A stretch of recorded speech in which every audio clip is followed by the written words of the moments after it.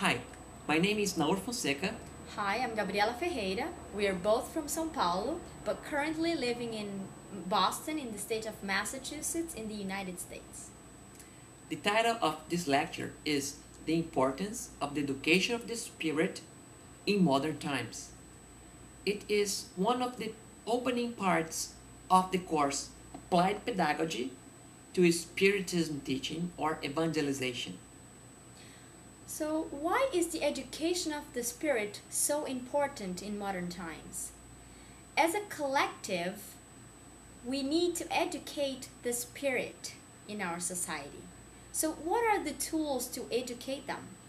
And we have some of the tools: intellectual development, great availability of technology, like this one we are using to make this course happen, abundance of knowledge about the human body and the human psychology, many humanitarian institutions as we have never had before. So, what's the problem then? Why do we need the education of the spirit? Joanna de Angelis and other spirits tell us that the spirits living on earth are intellectually very developed, but they lack the moral development. That's why we need to educate the spirit as a whole, intellectually and morally. That's the proposal of the education of the spirit. In order to be able to help the spirit to know itself, we must need to understand the context in which the spirit is born, which tells a lot about its needs as a being in the process of evolution. Therefore, we will start by giving some examples of situations of modern life from the perspective of education. It's not our intention to be judgmental in any way. We want to illustrate some facts through material surveyed from the internet. What is the first thing that you think when you think about modern times? Is it the computer? Is it the internet? Is it airplanes, automobiles? Is it medicine or biology? Whatever we look at, there are signs of technological advancement and intellectual achievement. All this development had an impact in our lives. We are able to do more things and faster. The women have conquered space in society and as a result have more obligations outside the home. However, the gate of entrance in life for the spirit hasn't changed. It's still the family. Parents are also facing new challenges in modern life. For instance, nowadays it's very common to have both parents working full-time to support the family. As a result, they may have less quality time with their children. As showed in this cartoon, they look so exhausted that they put on a mask not to scare the baby. Some families are forced to do that in order to survive. However, we need to consider in other cases the words of Jesus. But seek first his kingdom and his righteousness, and all these other things will be added to you. So that we can prioritize what is really important to the Spirit.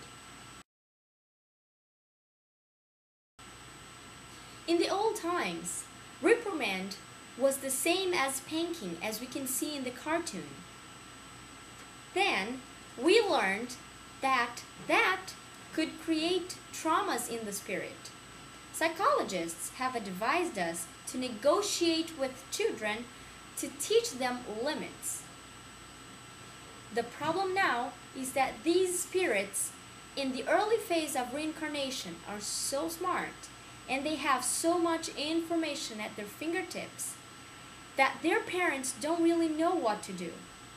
because they are afraid of creating new traumas, or they feel guilty because they do not spend quality time with their children as much as they would like to. As we can see in this cartoon, the boy is very perceptive and he notices the insecurity of the father and uses that to get what he wants. In the approach of the education of the spirit, we learn to talk to the children spirit to spirit, respecting the immortal being that is in a little body, but at the same time establishing limits by explaining in a reasonable way why that limit is needed in the light of the eternal truth. Most of the times, the parents are well-intentioned and want to learn better how to become good parents. However, sometimes they may think it's more complicated than it really is. In this cartoon, we see both parents watching a program on TV about how to become good parents. But they forget to give attention to the little child that is craving for them. The recipe for good parenting was given thousands of years ago, and it was repeated in Spiritism. Do unto others what you would have them do unto you. Schools are good aids for the parents in the educational process of their children. Unfortunately, we know that throughout the world, these schools are in very bad shape. Teachers are underpaid and underqualified for their jobs. As a result, the overall quality of schools is low. As shown in this graph of the United States government, just throwing more money at the problem will not solve the issue. As the years have passed, the expenditures in schools have increased. However, the scores in the math exam of these students remained the same. This is just one example to illustrate the problem. So what is needed then? The need is a change in the educational system. Fortunately, there is an ongoing process of curriculum development, teacher qualification, parent-teacher partnership worldwide. There is a will to make school access universal. As a good example, we have the Reggio Emilia approach. It started in Italy after World War II. The parents and the teachers got together to rebuild the school with a whole new methodology.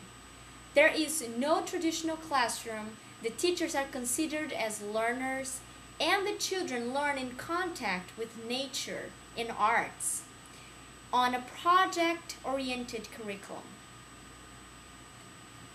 This approach is similar to what Euripides Barçanufo had implemented in the first Spiritist school in Brazil, the Allan Kardec College in Sacramento, where he developed the first principles of what we call today the education of the spirit. Many great spirits have reincarnated with the purpose of enlightening the educational practices. For Pestalozzi, a pioneer in education, love must be the central stage in education.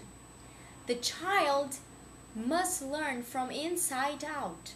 So the child is not a blank plate anymore who needs to be filled with lots of information, but an active part of the process of education, whose development stage must be respected.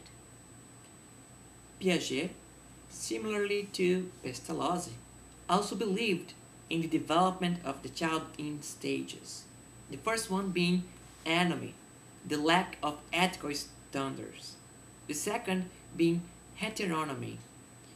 The standard or the law is external to the self. And finally, autonomy, which is the moral capacity of self-government. Vygotsky suggested that there is a zone of actual development, which is what the child brings from past experiences, and also the zone of potential development, which is what the child can achieve with the help of another peer. Howard Gardner, who is a professor from Harvard and is well known by his work on multiple intelligences, argues that we have all these intelligences to develop: musical, spatial, mathematical and logical, linguistics, body and kinesthetic, interpersonal and intrapersonal. But left alone, these intelligences could be used for good or evil. That's why he proposes all the types of intelligence, one of them being the moral intelligence, which must be developed in order to guide the other ones.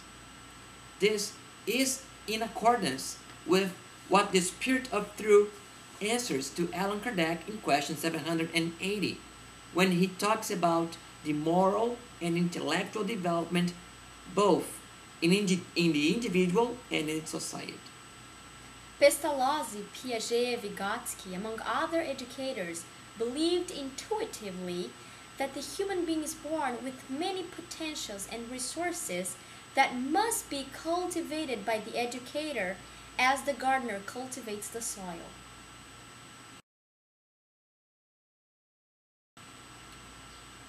So what is the education of the Spirit? The name says it all. It is the education, the formation of the character of the immortal being that we are, the Spirit. Its goal is to develop the seed of perfection that the Spirit brings in itself, the interior potentials and the dormant abilities of the Spirit. It needs to recognize that it is a spiritual being who has a past and a planning for the future. It requires the understanding of the influence of the perispirit in the evolutional process of the Spirit. It requires the knowledge about the tools the Spirit can do to modify its inner structures: memory, conscience, feelings, thoughts, will, and free will. It passes through our self-education in order to educate others. Kardec says, education, rightly understood, is the key to our ethical progress. When we can train our moral nature with the same degree of effectiveness as we do our intellectual one, we will be able to straighten a crooked nature surely as we straighten a crooked young tree.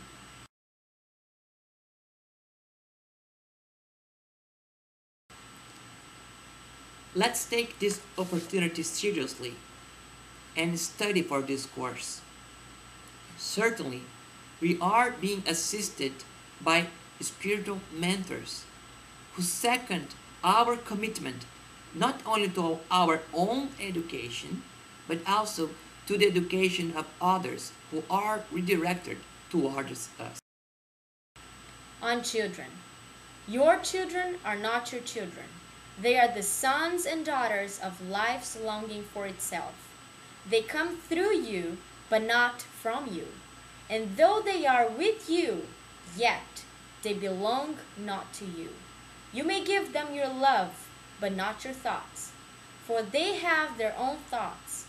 You may house their bodies, but not their souls, for their souls dwell in the house of tomorrow, which you cannot visit, not even in your dreams.